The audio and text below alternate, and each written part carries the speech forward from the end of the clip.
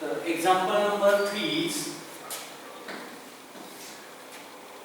we form differential equation. Shortcut मध्ये differential equation ला आपण काय म्हणतो d म्हटला तरी चालेल.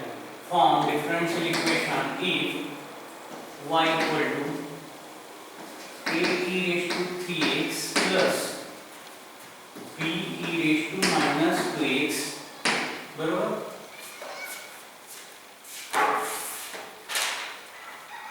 तर बघा सोल्यूशन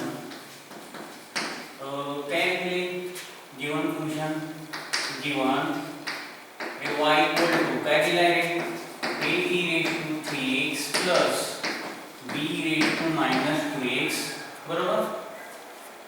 तर बघा मी तुम्हाला मगाशी सांगितलं होतं sin of f of x आहे ना, जे sin of f of x फंक्शनच्या जो बाहेर असतो तो असतो आर्बिट्ररी कॉन्स्टंट आणि sin of 2x आहे हा जो 2 आहे हा कसला कॉन्स्टंट आहे प्युअर कॉन्स्टंट. मग फॉर्मेशन काय सांगतं जेवढे आर्बिट्ररी कॉन्स्टंट तेवढे डेरिव्हेटिव्हज. मग बघा बरं इथं किती आर्बिट्ररी कॉन्स्टंट आहेत a आणि b. 2 arbitrary constants 2 arbitrary constant किती कॉन्स्टंट्स आहे 2 आर्बिट्ररी कॉन्स्टंट. म्हणून डिफरेंशिएट देयरफॉर डिफरेंशिएट हाउ मेनी टाइम्स अरे 2 टाइम्स. 2 आर्बिट्ररी कॉन्स्टंट आहे म्हणून किती वेळा डिफरेंशिएट करणार 2 टाइम्स बरोबर. म्हणजे ज्याला मी equation number 1. So what is step number first is differentiate equation number 1 with respect to x. y चा derivative with respect to x is dy by dx. हे कांस्टेंट आहे आर्बिट्ररी कांस्टेंट आहे काय करे आर्बिट्ररी कांस्टेंट आहे. मग e raised to 3x मग e raised to x चा काय derivative e raised to x मग अदर दॅन x असेल तर काय करतो आपण बघा बरं मला आधी सांगा derivative of e raised to x काय असतो e raised to x. मग derivative of e raised to f of x काय येईल replace x by f of x e raised to f of x आणि अदर दॅन x असल्यामुळे त्याच्या derivative परत आपण काय करतो मल्टिप्लाय करतो बरोबर. तर derivative of e raised to x is e raised to x. मग अदर दॅन x असल्यामुळे x ला रिप्लेस केले f of x ना इनटू f dash x. मग a e raised to f of x असेल e raised to f of x into f dash x. मग 3x चे derivative 3 plus b constant कसा राहील परत e raised to x असतात तर डायरेक्टली आपण e raised to x लिहिलं असतं. पण हा अदर दॅन x आहे मग त्याला काय कन्सिडर करतो आपण f of x. काय कन्सिडर करतो आपण f of x. मग काय e raised to f of x e raised to f of x into f dash x. मग परत 2x चे डेरिव्हेटिव्ह सॉरी मायनस 2x चे डेरिव्हेटिव्ह काही -2 बरोबर. इथं पण बघा 3x चं 3 आलं -2x आलं -2 बरोबर. कारण की काय डेरिव्हेटिव्ह ऑफ kx इज आणि डेरिव्हेटिव्ह ऑफ kx इज कोण सांगेल derivative of kx is k. Derivative of kx is k. तर हे रिझन मी देत आपण बरोबर. तो सिंपलीफाय करूया काय 3a बरोबर ना 3a e raised to परत 3x आहे plus minus minus 2b minus 2b e raised to minus 2x कारण की प्लस मायनस येईल मायनस. त्याला म्हणजे इक्वेशन नंबर 2 आला dy बाय dx बरोबर. किती वेळा डिफरेंशिएट करायचे 2 times because there are 2 arbitrary constant a and b.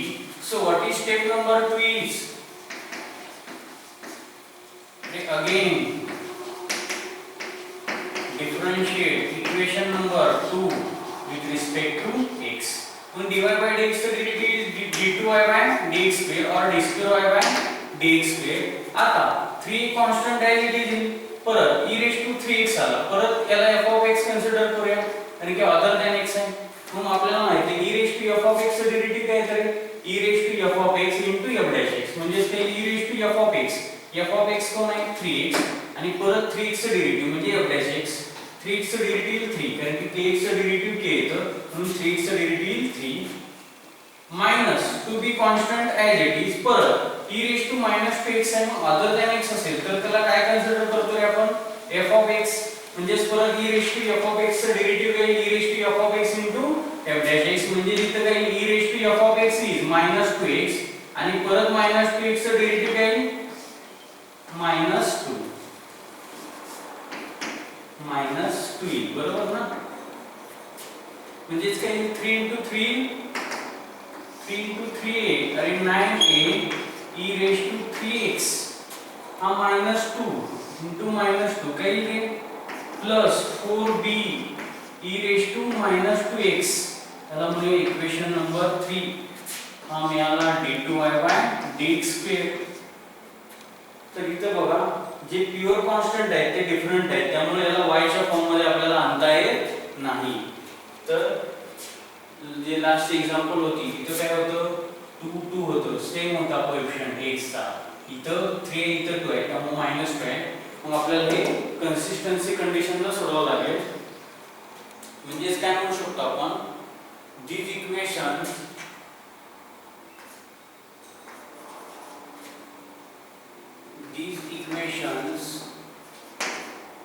in कशात राहायची equation a e raised to 3x and b e raised to -2x are inconsistent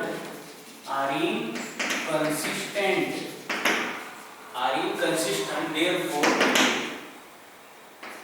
the consistency therefore the determinant असं म्हणा therefore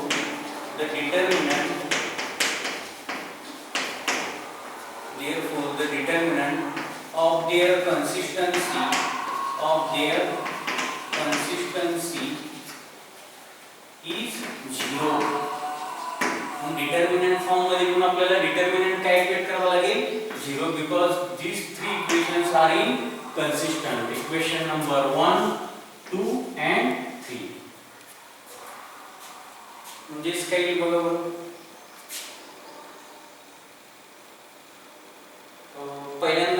पहिला हे काही 3/3 चा आपल्याला डिटर्मिनंट करावा लागेल इक्वल टू 0 बरोबर.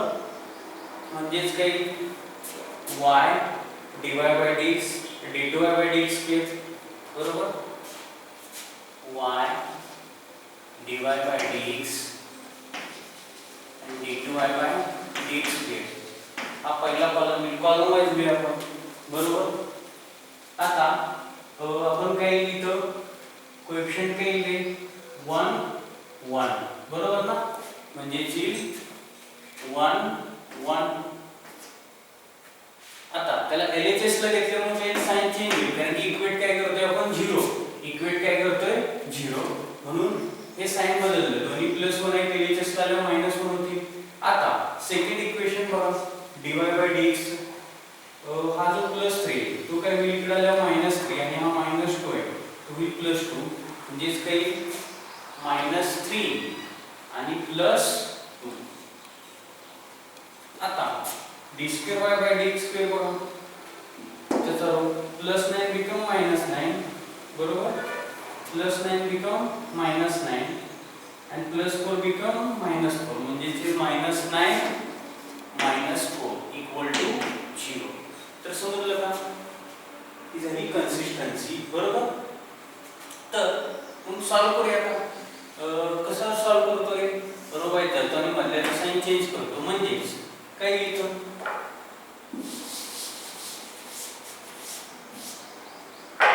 y तो रो आणि कॉलम सोडून द्या. Main diagonal minus anti diagonal म्हणजे किती येईल 12 मायनस मायनस ही प्लस 12 मायनस मायनस ही प्लस 2 9 जा 18 मायनस मायनस प्लस होईल. आता 1 चा रो आणि कॉलम सोडून द्या काय रे राहते dy by dx into -4 in -4 dy by dx minus 2 into d2y by dx². 2 into d2y by dx² -1.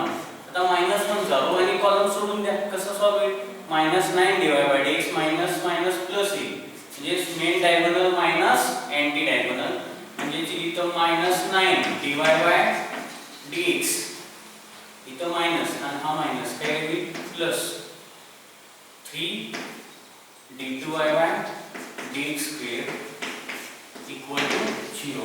मग सॉल्व करूया काय 18 plus 12 is 8 plus 2 is 10 carry 1 म्हणजे जी 31 1 into bracket till bracket म्हणजेच -4 dy by dx -2 d2y by dx square कारण की something into 1 काय येईल something आता ब्रॅकेटच्या बाहेर मायनस साइन आहे आतलं साइन चेंज आहे म्हणजे मायनस मायनस होईल plus 9 dy by dx minus plus minus 3 d2y by dx square ब्रॅकेटच्या आतलं साइन चेंज केलं कारण की मायनस 1 ना आपण मल्टिप्लाय केलं मग बघा बरं काही आता हायस्ट ऑर्डर आधी घेऊया आपण -2 d2y by dx square -3 d2y by dx square काय येईल किंवा असं करूया मल्टिप्लाय बाय मायनस नंतर करू ठीक आहे -2 d2y by dx स्क्वेअर